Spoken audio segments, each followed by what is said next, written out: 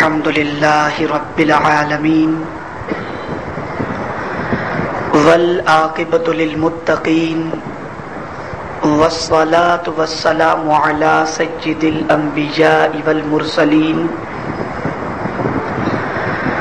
وعلى آله وأصحابه الطيبين الطاهرين أما بعد فأعوذ بالله من الشيطان الرجيم بسم الله الرحمن الرحيم وسيعلم الذين ظلموا أي منقلب ينقلبون صدق الله العظيم الصلاة والسلام عليك يا رسول الله الصلاة والسلام عليك يا حبيب الله الصلاة والسلام عليك يا نبي الله الصلاة والسلام عليك يا نور الله وعلى آلك وأصحابك يا حبيب الله صلی اللہ تعالی علیہ وسلم۔ میرے پیارے آقا صلی اللہ تعالی علیہ وسلم کے پیارے دیوانوں، جس آیہ کریمہ کی تلاوت کا میں نے شرف حاصل کیا، رب قدیر اس کے متعلق مجھے حق کہنے اور آپ سب کو حق سننے کی توفیق عطا فرمائے۔ کربلا کے تاجدار امام عالی مقام علی جدہ وعلیہ الصلاۃ والسلام کی شہادت اور مقصد شہادت کے حوالے سے آپ نے مسلسل کئی خطاب سماعت فرمائے۔ اعلان کے مطابق آج وہ لوگ جنہوں نے بے قصور اہل بیت اور امام کو شہید کیا، ان ظالموں کے ساتھ رب قدیر جل جلالہ کی جانب سے کیسا سلوک ہوا، اس کے حوالے سے کچھ باتیں عرض کرنے کی سعادت حاصل کروں گا۔ مولا عز و جل مجھے حق کہنے اور آپ سب کو حق سننے کی توفیق عطا فرمائے۔ میرے پیارے آقا صلی اللہ تعالی علیہ وسلم کے پیارے دیوانوں، ظلم بہت بری چیز ہے، اور کسی بے گناہ اور بے قصور پر ظلم و زیادتی کرنا یہ تو حد درجہ سنگین جرم ہے۔ آدمی ظالم کب بن جاتا ہے؟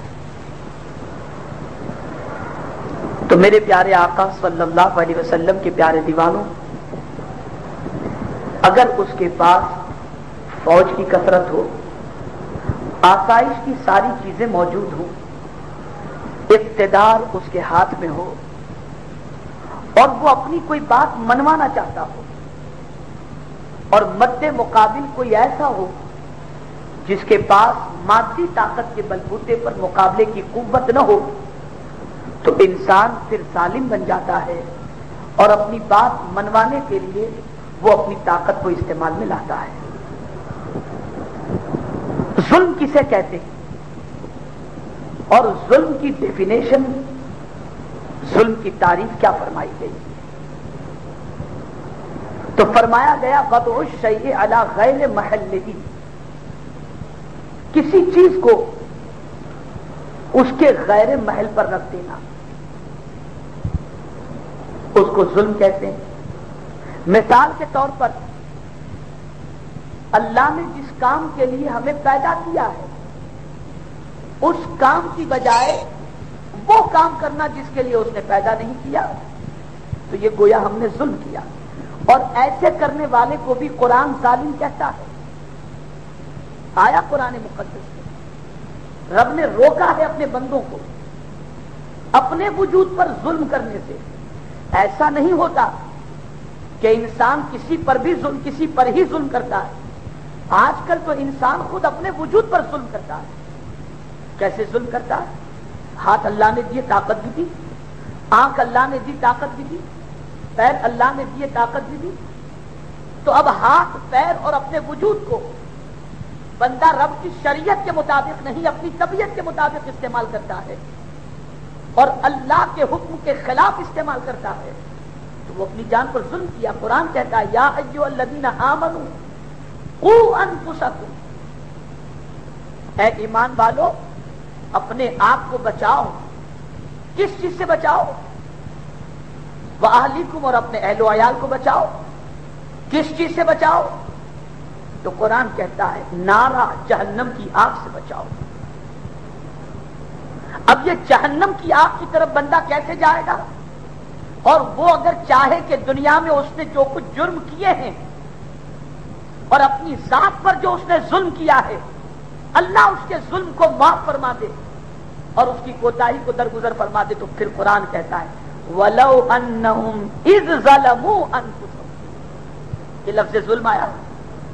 اگر وہ اپنی جانوں پر ظلم کرے، کیا مطلب جانوں پر ظلم سے؟ جانوں پر ظلم سے مراد یہ ہے کہ اپنے دامن پر گناہوں کے دھبے لگا لیں تو محبوب آپ کے پاس آ جائے، آپ کے پاس آ جائے. تو یہاں جان پر ظلم کی بات آئی. اور جان پر ظلم کون کرتا ہے؟ جس کے ہاتھوں میں قوت ہو، آنکھوں میں قوت ہو، وجود میں قوت ہو، وہی تو گناہ کرے گا. لیکن آپ نے کبھی کسی بیمار کو گناہ کرتے دیکھا ہے؟ کسی مہلک مرض میں مبتلا انسان کو گناہ کرتے دیکھا ہے؟ اس لیے کہ وہ خود طاقتور ہے ہی نہیں تو گناہ کیا کرے گا. تو جرم اور ظلم انسان اس وقت کرتا ہے جب وہ طاقتور ہوتا ہے، اور جہاں طاقت ختم ہوتی ہے ظلم نہیں کر پاتا، نہیں کر پاتا. جیسے ایک بیمار گناہ نہیں کر پاتا اس لیے کہ اس کے وجود میں طاقت نہیں. تو جب جب طاقت کسی کو ملتی ہے، جب جب اقتدار کسی کو ملتا ہے تو مل جانا کوئی کمال کی بات نہیں ہے، اس مل جانے کے بعد اس کا صحیح استعمال کرنا یہ کمال کی بات ہے. اسی لیے اسلام نے طاقت کو برا نہیں کہا بلکہ طاقت کے استعمال کے حوالے سے ڈائریکشن دے دیا کہ تمہیں قوت دی جائے تو اپنی قوت کے ذریعے تم غریبوں کی مدد کرو، اور طاقت دی جائے تو گرے ہوئے لوگوں کو اٹھا کر اللہ سے جنت کے حقدار بن جاؤ. فرمایا. تو ظلم یہ بہت سخت ترین چیز ہے، اور جب کسی کے پاس طاقت آتی ہے تو وہ کمزوروں پر ظلم کرتا ہے. اور کیوں ظلم کرتا ہے؟ وہ اپنے آپ کو بڑا سمجھتا ہے، اپنے آپ کو طاقتور سمجھتا ہے، اپنے آپ کو بہت سارے مادی ذخائر کا مالک سمجھتا ہے، تب جا کر کے وہ ظلم کرتا ہے. لیکن وہ بھول جاتا ہے کہ وہی طاقت والا نہیں، اس سے بڑا بھی طاقت والا کوئی ہے جس کے قبضے میں سب کچھ ہے. وہ اتنی طاقت والا ہے کہ وہ اگر کسی کی مدد کرنے کے لیے آئے تو ساری کائنات مل کر کے بھی اس بندے کا کچھ نہیں بگاڑ سکتی. اور فرمایا گیا، رسول اعظم صلی اللہ علیہ وسلم نے ارشاد فرمایا کہ ظلم تاریکی ہے، اندھیرا ہے ظلم. جب کوئی بندہ کسی کمزور پر کسی پر بھی ظلم کرتا ہے اس کا دل سیاہ ہو جاتا ہے. اور قرآن کہتا ہے کہ ظالم کا کوئی مددگار نہیں، وَالظَّالِمُونَ مِن دُونِ اللَّهِ مِن وَلِيٍّ وَلَا نَصِيرٍ. ظالم کا کوئی مددگار ہی نہیں ہے. کیوں مددگار نہیں؟ اس لیے کہ ظالم جب ظلم کرتا ہے تو ظلم کرنے کے بعد وہ چین کی نیند سویا ہوتا ہے. ظلم کرنے کے بعد وہ اطمینان سے سویا ہوتا ہے، لیکن جس پر ظلم کیا وہ مظلوم تڑپ رہا ہوتا ہے. اس مظلوم کی نیندیں خراب ہوتی ہیں، اس کا جینا دوبھر ہوتا ہے، اس کا اٹھنا مشکل ہوتا ہے. تو جس طریقے سے ظالم کو نیند آ جاتی ہے لیکن مظلوم چین سے نہیں سو پاتا، رسول اعظم صلی اللہ علیہ وسلم کے فرمان کے مطابق اللہ بھی حی و قیوم ہے، اس کے لیے نیند نہیں. قرآن کہتا ہے اللہ لا الہ الا هو الحی القیوم لا تأخذہ سنۃ ولا نوم. اللہ کے لیے نیند نہیں ہے تو مظلوم بھی جاگ رہا ہوتا ہے اور اللہ بھی نیند سے پاک ہے، تو دونوں کی باتیں ایک دوسرے سن لیتے ہیں. مظلوم ادھر سے آنکھ نکالتا ہے اور زندہ اور قیوم رب اس آنکھ کو لبیک کہتے سے مظلوم کی مدد فرما دیتا ہے. یاد رکھیں، اس بات کو بھی ذہن کے اندر محفوظ فرما لیں کہ کسی مخلوق کو کبھی کمزور نہ سمجھو. کیوں نہ سمجھو؟ اس لیے کہ یہ مخلوق جس کی مخلوق ہے، اس مخلوق کا خالق سب سے بڑا طاقت والا ہے. اسی لیے حضرت وہب رضی اللہ تعالیٰ عنہ ارشاد فرماتے ہیں کہ ایک مرتبہ ایک کمزور کے ساتھ میری طرف سے تھوڑی سی زیادتی ہو گئی تو اس کمزور کے جملے نے میرے وجود کو ہلا کے رکھ دیا. آپ نے پوچھا کیا کہا اس کمزور نے؟ کہا اس کمزور نے کہا تو نے مجھ پر ظلم تو کر لیا لیکن تو نے مجھے اکیلا سمجھا تھا. کیا تجھے یہ نہیں معلوم کہ رسول اعظم نے یہ بھی فرمایا کہ مظلوم کی آہ عرش اعظم کو ہلا دیتی ہے؟ تو طاقتور سمجھ کر ظلم کر لیا، لیکن میرے ساتھ تو میرا مولا ہے، فرماتے ہیں اس کا جملہ نکلنا تھا کہ میں اس کا ہاتھ پکڑ کر میں نے اسے معافی مانگی کہ مجھے معاف کر. اس لیے کہ اللہ کے مقابلے کی طاقت کس میں ہو سکتی؟ ظالم جب ظلم کرتا ہے تو خوشیاں مناتا ہے، ظالم جب ظلم کرتا ہے تو اپنے آپ کے اندر غرور پیدا کر لیتا ہے، ظالم جب ظلم کرتا ہے تو اپنے آپ کو فاتح تصور کرتا ہے، ظالم جب ظلم کرتا ہے تو اپنے آپ کو توانائی کا مالک سمجھتا ہے، لیکن اسے نہیں معلوم کہ اسی ظلم کا نتیجہ جو نکلتا ہے وہ نہایت ہی خطرناک ہوتا ہے. آپ کربلا کے واقعات کو دیکھیں، ابن زیاد کے حال کو دیکھیں، عمرو ابن سعد کی پوزیشن دیکھیں، یزید کی پوزیشن دیکھیں. اقتدار کے نشے میں چور ہو کر امام کو انہوں نے کمزور سمجھا تھا، اس لیے امام پر انہوں نے ظلم و زیادتی کی. اس وقت وہ اپنے ساتھ سارے احباب کو تصور کرتے تھے کہ ہمارے ساتھ ہیں، لیکن انہیں نہیں معلوم تھا کہ مظلوم کی آہ کبھی رائگاں نہیں جاتی. آج جو 82 نفوس قدسیہ پر مشتمل افراد ہیں جن پر طاقت کے بلبوتے پر ظلم کر کے اپنی بات کو منوانے کی ہم جد و جہد کر رہے ہیں، لیکن یاد رکھو اس موقع پر وہ طاقت کا سہارا لے کر کمزور کو کچل تو سکتا ہے، لیکن جب رب قدیر جل جلالہ کا غضب جلال کے اندر آتا ہے تو ظالموں کو پل کے جھپکتے اس کی سزاؤں سے وہ ہمکنار فرما دیتا ہے. اور یہاں یہ بات بھی بتا دوں کہ ظالم کو رب قدیر صرف مرنے کے بعد سزا نہیں دیتا، بلکہ ظالم کو پروردگار دنیا میں بھی سزا دیتا ہے اور آخرت کے اندر بھی سزا کا حقدار فرمائے گا. سزا کے مستحق ہوتے ہیں جب تک کہ وہ توبہ نہ کر لے، توبہ نہ کر لے. اور قرآن نے کئی مقامات پر ظالموں کے حوالے سے فرمایا. امام حسین یزید کے سامنے نہیں جھکے تو کیا وجہ تھی اس کی؟ تو قرآن اس کی وجہ کو بیان کرتا ہے، وَلَا تَرْكَنُوا إِلَى الَّذِينَ ظَلَمُوا فَتَمَسَّكُمُ النَّارُ.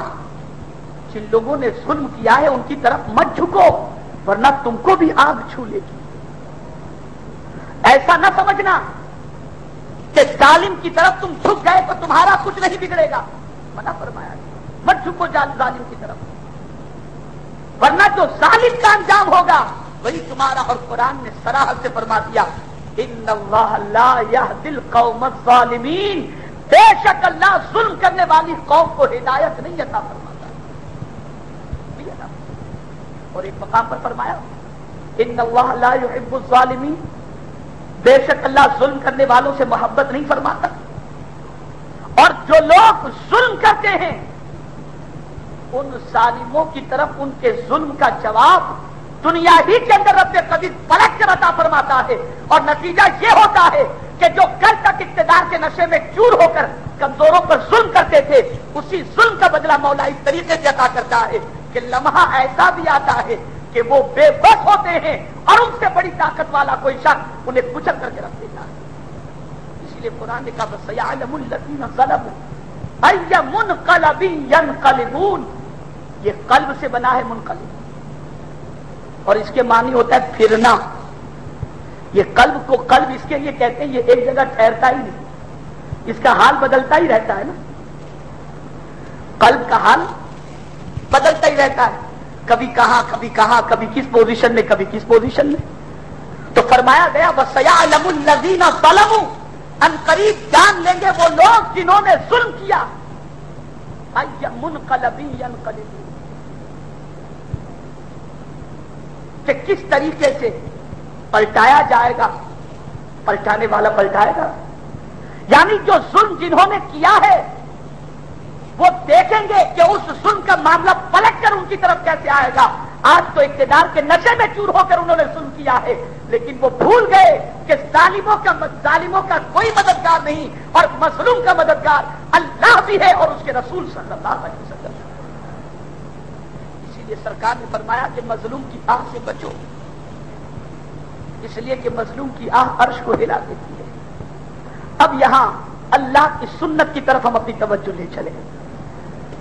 یہ بتائیے ہم اللہ کی صبح و شام نافرمانی کرتے ہیں کہ نہیں کرتے؟ سوال کا جواب چاہیے. سب ماشاءاللہ ایسا لگ رہا ہے کہ اللہ کی فرما برداری کرتے ہیں.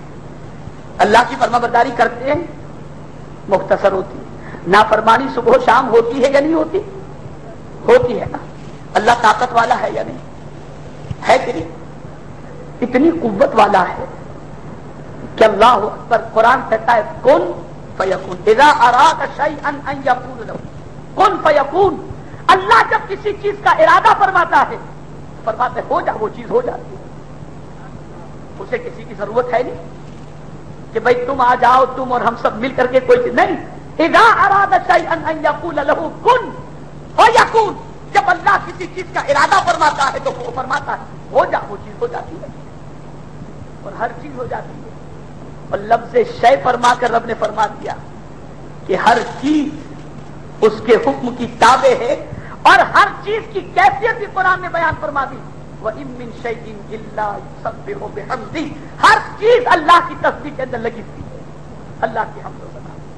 اب آپ دیکھیے اللہ سب سے زیادہ طاقتور ہے اور ہم سے بڑا کوئی کمزور ہو ہی نہیں سکتا. قرآن کہتا ہے اللہ الغنی وانتم الفقراء. اللہ غنی ہے، بے نیاز ہے، اور تم فقیر ہو، مانگنے والے ہو. لیکن اللہ اپنے بندوں کو قوت دے کر انہیں اپنی سنت بتاتا ہے، طاقت دے کر کے اپنی سنت بتاتا ہے کہ مجھ سے زیادہ طاقت والے تم ہو ہی نہیں سکتے. سب سے بڑی قوت کا مالک میں ہوں، لیکن میرا حال کیا ہے؟ تو قرآن کہتا ہے وَأَنَّ اللَّهَ لَيْسَ بِظَلَّامٍ لِّلْعَبِيدِ. بے شک اللہ اپنے بندوں پر ظلم نہیں فرماتا، ظلم نہیں فرماتا ہے. اتنی قوت والا ہے کہ بندے کو نافرمانی کی سزا دے سکتا ہے. بندے کے ارشاد کے خلاف عمل کرنے پر اسی موقع پر اسے بدلے سے ہمکنار کر سکتا ہے. اور اسی لیے فرمایا گیا کہ اللہ کے معاملے میں تو ممکنات میں سے کہ اللہ عز و جل غفور الرحیم ہے، وہ کرم کی نظر فرما دے، لیکن فرمایا گیا بندوں کے حوالے سے اللہ عز و جل اس وقت تک معاف نہیں فرمائے گا جب تک کہ جن بندوں پر تم نے ظلم کیا ہے وہ تمہیں معاف نہ فرما دے. اور اسی لیے فرمایا گیا کہ ظلم کی ابتدا وہ شخص ہی کر سکتا ہے جس کے دل کے اندر رسول اعظم صلی اللہ علیہ وسلم کے فرمودات کا احترام اور رسول اعظم اور رب قدیر کی محبت کا چراغ جیسا جلنا چاہیے اس طریقے کا جلتا ہوا. جب دل سخت ہو جاتا ہے، قرآن کہتا ہے او اشد قسوہ، پتھر سے بھی زیادہ سخت دل اگر کسی کا ہو جائے وہ ظالم ہوتا ہے، پھر وہ کمزوروں کو ظلم کرتا ہے. اسی لیے امام حسین کے مقابلے کے لیے جب یزید کو انتخاب کرنا ہوا تو کسی دوسرے کا سلیکشن اس نے نہیں کیا. اپنے یہودی مشیر سے جب اس نے مشورہ لیا تو اس نے یہی کہا کہ امام کا چہرہ تو ایسا ہے کہ جو دیکھے گا ان کا دیوانہ ہو جائے گا. مد مقابل امام کی تقریر سن کر ممکن ہے کہ امام کے ہاتھوں میں ہاتھ سے بیٹھے. اس لیے ایسے آدمی کو چنو جو دل کا بڑا سخت ہو. تو یزید نے پوچھا تھا دل کا بڑا سخت کون ہو سکتا ہے؟ قائد میں ضیاء. اس سے بڑا سخت دل کوئی نہیں ہو سکتا. پتہ یہ چلا کہ اقتدار پر جب ظالم بیٹھتا ہے تو زمین پر خوریزی کا سلسلہ شروع ہو جاتا ہے. اسی لیے آج بھی آپ اسرائیل سے لے کر کے اور ممالک تک کے دورے کر لیجئے اور صوبے تک کے دورے کر لیجئے. آج مسلمانوں پر جب ظلم اٹھانا ہوتا ہے تو دل کے بڑے سخت انسان کو اقتدار پر بٹھا دیا جاتا ہے تاکہ مسلمانوں کے ساتھ رحم کا کوئی کام نہیں کرے. بش جو امریکہ میں بیٹھا ہے بڑا ظالم، وہ کرمنل خاندان سے تعلق رکھتا ہے، بہت سخت دل. تو قرآن یہی تو کہتا ہے کہ جن کا دل سخت ہوتا ہے وہی ظلم کر سکتے ہیں۔ اور مومن کے دل کے بارے میں کیا فرمایا؟ اللہ اکبر، خود میرے مصطفیٰ جان رحمت کے حوالے سے قرآن کہتا ہے محبوب یہ جو آپ کے قریب غلاموں کا جمع غفیر نظر آ رہا ہے، فرماتا ہے رب قدیر فبما رحمت من اللہ لنت لہم، اللہ کی رحمت سے آپ ان کے ساتھ پیار کرتے ہو، شفقت فرماتے ہو۔ وَلَوْ كُنْتَ فَظًّا غَلِيظَ الْقَلْبِ، اگر آپ کا دل سخت ہوتا لَانفَضُّوا مِنْ حَوْلِكَ، تو یہ آپ کے قریب سے غلاموں کا جمگٹا چھٹ جاتا۔ پتہ یہ چلا کہ رسول اعظم صلی اللہ علیہ وسلم کی سنت مبارکہ یہ ہے کہ مومن کا دل سخت نہ ہو، مومن کا دل بالکل رحم والا ہونا چاہیے۔ اور صحابہ رسول اعظم کی بارگاہ میں دل کی نرمی کا علاج کرانے تشریف لاتے۔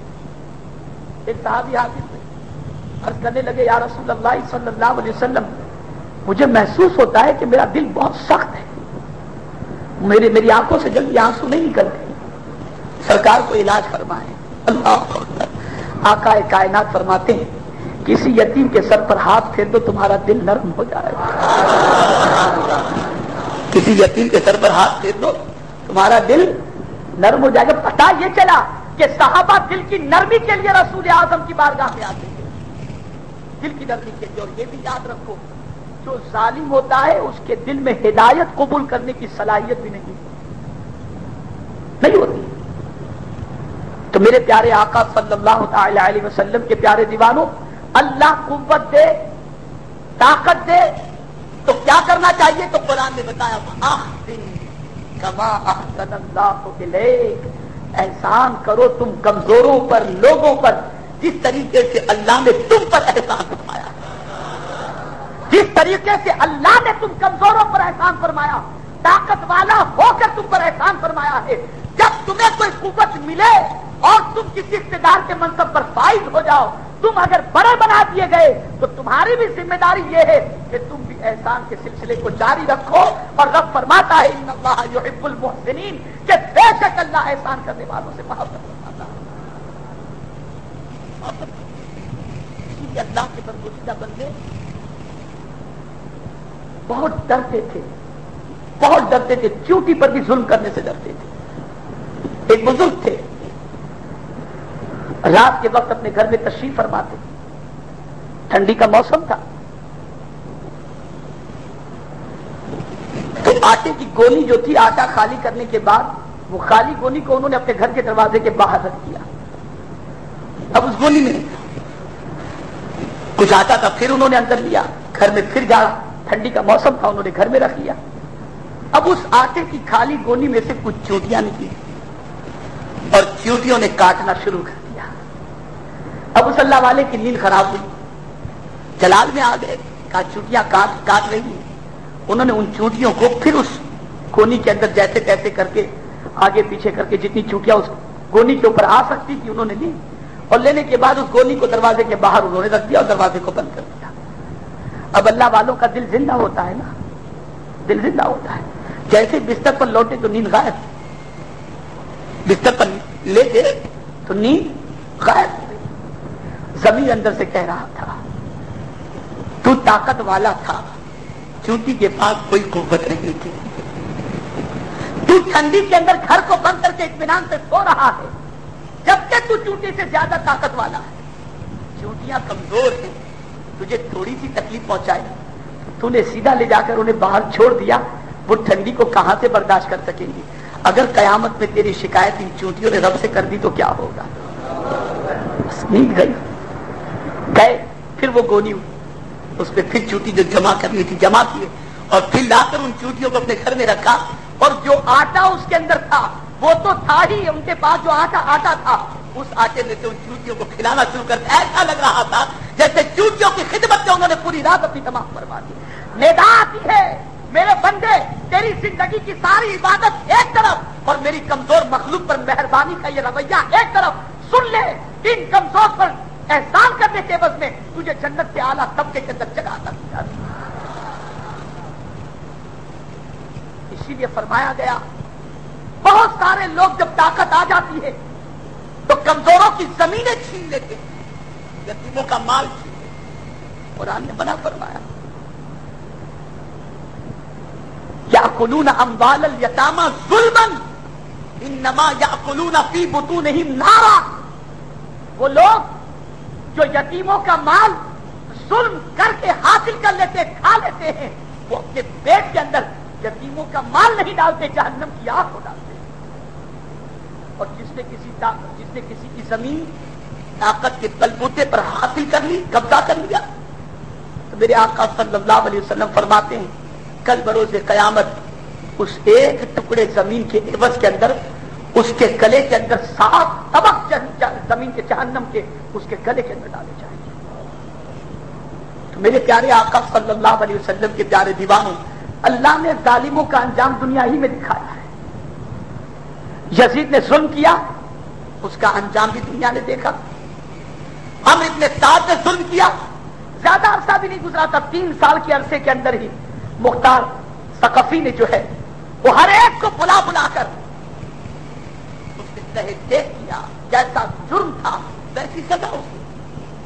فرعون حضرت موسیٰ علیہ السلام پر ظلم کیا تھا, پانی میں ہلاک کر دیا گیا, غرق کر دیا گیا.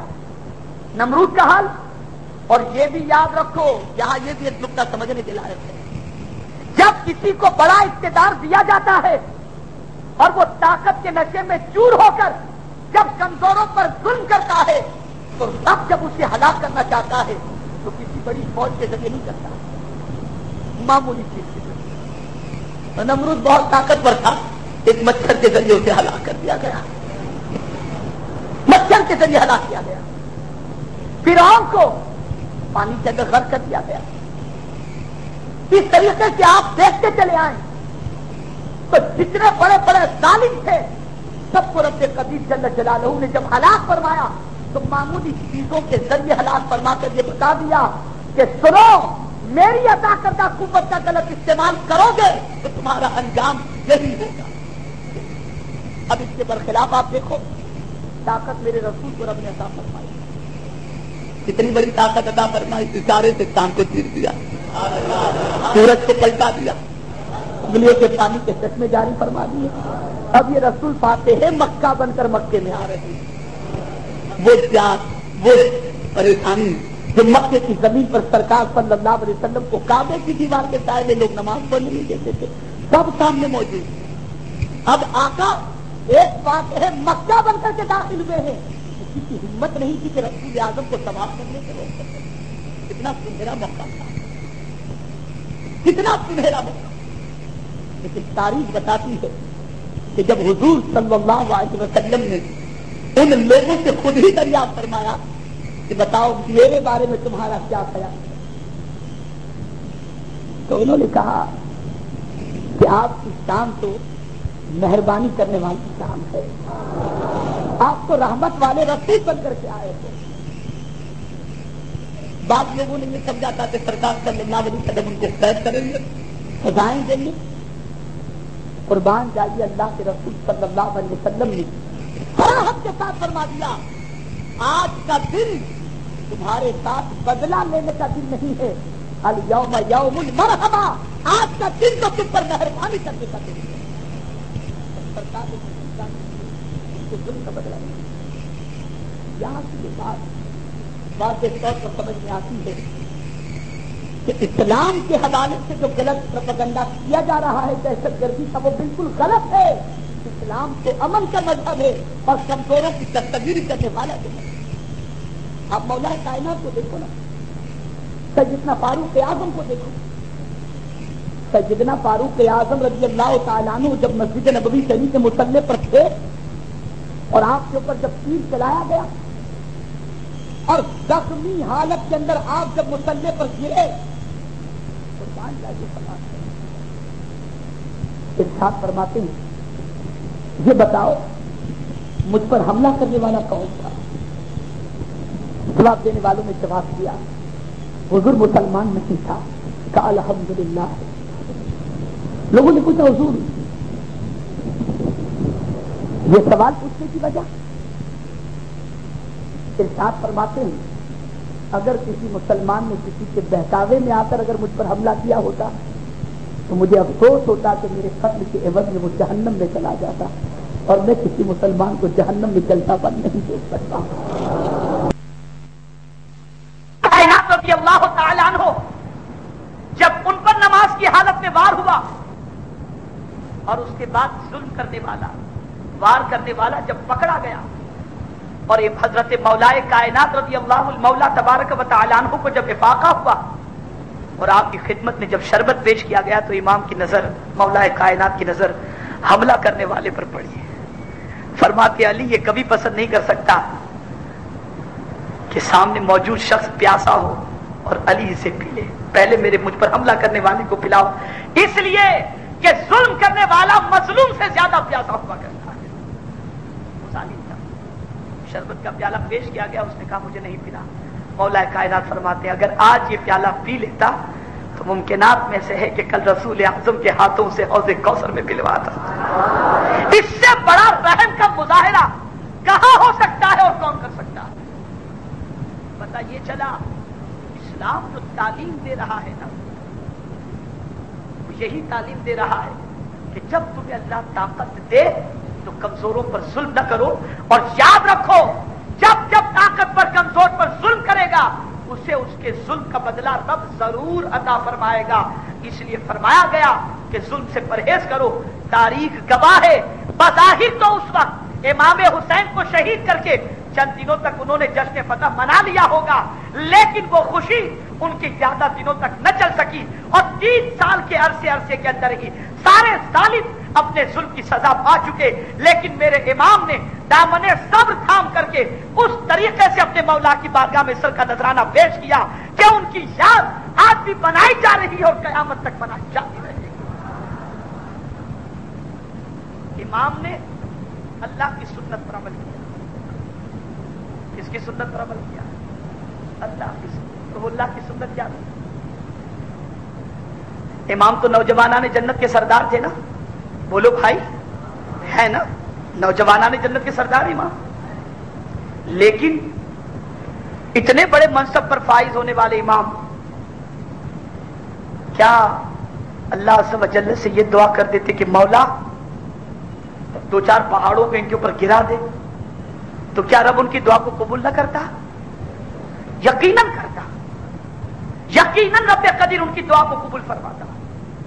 لیکن اللہ کی صفتوں میں سے ایک صفت صبور بھی ہے۔ کیا مطلب، کیا صفت ہے؟ صبور، صبر سے صبور، جس کے معنی صبر کرنے والا۔ ہم اور آپ اگر کسی تکلیف پر صبر کرتے ہیں تو وجہ سب سے بڑی یہ ہے کہ ہمارے پاس اس کے علاوہ کوئی چارہ ہی نہیں ہے۔ بھائی کسی نے تماچا مارا اور ہم کمزور ہیں تو کیا کریں گے؟ چپ چاپ صبر کر لیں گے، اس لیے کہ طاقت نہیں رکھتے۔ لیکن میرا رب تو طاقت والا ہے نا، قوت والا ہے نا، شان والا ہے، اور قرآن میں فرمایا گیا ان اللہ عزیز ذو انتقام، یعنی اگر کوئی تم پر ظلم کرے تو اگر آپ نے اس ظلم کے بدلے کے اندر اس سے زیادہ آپ نے ظلم کر دیا، کسی نے آہستہ تماچا مارا تھا آپ نے ناک پھوڑ دی اس کی، تو آپ نے اس پر ظلم کر دیا۔ لیکن قرآن کہتا ہے کہ بہتر تو یہ ہے کہ جس نے تم کو ظلم کیا تم اسے معاف کر دو۔ اگر تم معاف کرتے ہو تو اللہ کی سنت پر تم عمل کر رہے ہو۔ کس طریقے سے عمل ہو رہا ہے؟ کس طریقے سے عمل ہو رہا ہے؟ اللہ طاقت والا ہے، قوت والا ہے۔ صبح بندہ اٹھتا ہے اس کی نافرمانی کرتا ہے، اللہ فرماتا ہے ادھر چل، بندہ ادھر جا رہا ہے۔ اللہ فرماتا ہے برائی نہ کر، بندہ برائی کر رہا ہے۔ اللہ فرماتا ہے صبح اٹھ نماز ادا کر، بندہ نہیں کرتا۔ لیکن میرا مولا طاقت رکھنے کے باوجود اپنے بندوں پر ظلم نہیں کرتا، وہ صبر کرتا ہے کہ میرا بندہ آج نہیں تو کل پلٹ کر میری طرف ہی تو آنے والا ہے، میری طرف ہی تو آنے والا ہے۔ میرے پیارے آقا صلی اللہ تعالی علیہ وسلم کے پیارے دیوانوں، اب آخری بات جو مجھے بتانی ہے اسے ذہن میں محفوظ کر لو، اور یہ حاصل گفتگو بھی ہے اور ہمیشہ ذہن میں رکھنے کے لیے۔ کسی کمزور کو، غریب کو، ناتواں کو، بے دست و پا انسان کو، جس کے پاس نہ مال ہو، نہ دولت ہو، نہ اقتدار ہو، نہ اس کے پاس دنیا کی ساری چیزیں ہوں، غریب سے غریب ترین انسان ہو، پھر بھی فرمایا گیا تم اسے کبھی کمزور نہ سمجھو، کبھی کمزور نہ سمجھو، اس لیے کہ وہ جس کا بندہ ہے نا اس کا خالق بہت طاقت والا ہے. تم اس کو کمزور مت سمجھو، اس لیے کہ اللہ تمہارا بھی ہے اور اس کمزور بندے کا.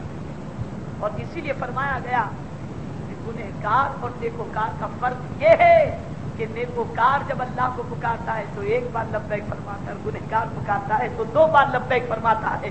اس لیے کہ گنہگار کو یہ بتاتا ہے کہ نیک بندے کو تو اپنی نیکی پر بھی بھروسہ ہو سکتا ہے، لیکن گنہگار بندے کا میرے علاوہ ہے کون؟ اس لیے 2 مرتبہ لبیک کہہ کر وہ نشاندہی فرماتا ہے. بندے غم نہ کر، نیکی نہیں ہے کوئی بات نہیں، تیرا رب تو تیرے ساتھ ہے، تیرا رب تو ہے، توبہ کر لے، تیرا رب تیرے گناہوں کو معاف فرما دے. اس سے یہ کوئی نہ سمجھے کہ نیکی کر کے کیا فائدہ. وہ قوت والا ہے، وہ طاقت والا ہے، اور جب کسی کو بہت بڑی طاقت والا سمجھو تو اس سے ڈرو. اور اسی لیے اللہ اکبر کا نغمہ دن میں سینکڑوں مرتبہ، اور پیدائش سے لے کر موت تک اور خوشی سے لے کر غم کے اندر ہر موقع پر اس کلمے کی تکرار کی وجہ یہی ہے کہ بندہ ہمیشہ ڈرے تو صرف اپنے مولا جل جلالہ سے ڈرے گا. اور جب اس سے ڈرے گا کمزوروں پر ظلم نہیں کرے گا، کمزوروں کی دستگیری کرے گا، کمزوروں کی مدد کرے گا. تو میرے پیارے آقا صلی اللہ علیہ وسلم کے پیارے دیوانوں، یاد رکھیں جب طاقت ملے، جب قوت ملے، جب اللہ توانائی عطا فرمائے تو کبھی کسی کمزور پر ظلم نہ کیا جائے، ورنہ یاد رکھیں ظلم کا انجام بہت برا ہے، ظلم کا نتیجہ، ظلم کا رزلٹ، ظلم کی سزا سخت ترین ہے. اور اس سے بڑی سزا اور کیا ہو سکتی ہے کہ میرے رب نے فرمایا ان اللہ لا یحب الظالمین، بے شک اللہ ظلم کرنے والوں سے محبت نہیں فرماتا. اور یہ بھی فرمایا گیا کہ ظالم کا ساتھ بھی مت دو ظالم کا ساتھ.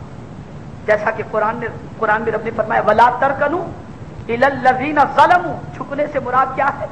ظالم کی طرف نہ جھکو، یعنی ظالم کی طرف دست تعاون نہ بڑھاؤ، اس کی ہاں میں ہاں نہ ملاؤ. رسول اعظم صلی اللہ علیہ وسلم ارشاد فرماتے ہیں کہ شب معراج میں نے دیکھا کہ چند لوگ سخت ترین عذاب کے اندر گرفتار تھے، ان کی زبان کینچی سے کاٹی جا رہی تھی، ان کے ہاتھوں کو سزا دی جا رہی تھی. میں نے جبریل امین علیہ الصلوۃ والتسلیم سے پوچھا اے جبریل ان لوگوں پر یہ عذاب کیوں ہو رہا ہے؟ تو جبریل امین علیہ الصلوۃ والتسلیم نے عرض کیا کہ یا رسول اللہ صلی اللہ علیہ وسلم یہ ظالم بادشاہوں کی چاپلوسی کیا کرتے تھے، اس لیے فرمایا گیا کہ ظالم بادشاہوں کی چاپلوسی بھی مت کرو، دست تعاون بھی نہ بڑھاؤ، ورنہ جو ظلم کرنے والے کا انجام ہوگا وہی مدد کرنے والے کا انجام. اس طریقے کی کئی باتیں اور کئی احادیث رسول اعظم صلی اللہ علیہ وسلم کی ملتی ہیں. کربلا کے واقعے سے ہمیں یہ سبق ملتا ہے کہ زندگی میں کبھی بھی اللہ قوت عطا فرمائے تو کمزوروں پر زیادتی نہیں کرنی چاہیے، کمزوروں پر ظلم نہیں کرنا چاہیے. ایک واقعہ مجھے یاد آ گیا، حضرت امام زین العابدین رضی اللہ تعالیٰ عنہ کا. رسول اعظم کی نسل انہی سے چلی ہے. مدینۃ الرسول صلی اللہ علیہ وسلم میں بہت سارے غریب ایسے تھے جو بیچارے بمشکل تمام اپنی زندگی کا گزر بسر چلایا کرتے تھے. حضرت امام زین العابدین رضی اللہ المولا تبارک و تعالی عنہ ان غریبوں کو اپنی نگاہوں میں بسائے ہوئے تھے. ہوتا یہ تھا کہ جو مدینہ منورہ کے غریب لوگ تھے ان کے گھر کے دروازے پر رات کی تاریکی میں حضرت امام زین العابدین رضی اللہ تعالیٰ عنہ کبھی آٹا بھیج دیتے پہنچا دیتے، کبھی چاول پہنچا دیتے، کبھی گیہوں پہنچا دیتے، کبھی اور چیز پہنچا دیتے. اب غریب لوگ صبح ہوتی اپنے دروازے پر دیکھتے، لے لیتے تھے اور زندگی گزارا کرتے. جب حضرت امام زین العابدین رضی اللہ تعالیٰ عنہ کا وصال ہوا تو اس وصال کے کچھ دنوں کے بعد، کچھ دنوں تک تو گھر میں چلتا رہا معاملہ سب غریبوں. لیکن اس کے بعد دروازے پر جب چیزیں نظر نہیں آنے لگی تو ان غریبوں کو تو یہ معلوم بھی نہیں تھا کہ رات کے سناٹے میں کون پہنچا جاتا ہے، کون پہنچا جاتا ہے۔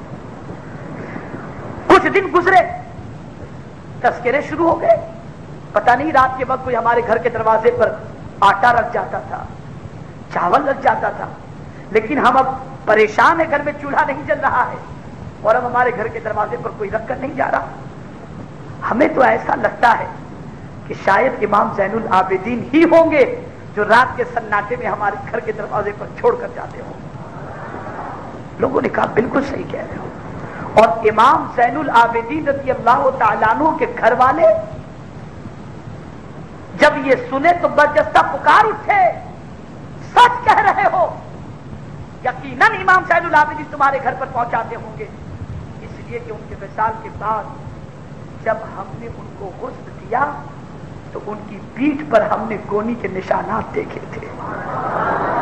پتہ یہ چلا کہ خادموں کے ساتھ بھی کاندھے پر بوری لے کر کے نہیں جاتے تھے، رات کے سناٹے میں اپنے کاندھے پر بوریاں لے کر غریبوں کے گھر پر پہنچاتے تھے۔ یہاں سے یہ سبق مل رہا ہے کہ اللہ کی مخلوق کی مدد کرو تو دائیں ہاتھ سے کرو تو بائیں ہاتھ کو اس کی خبر کرو۔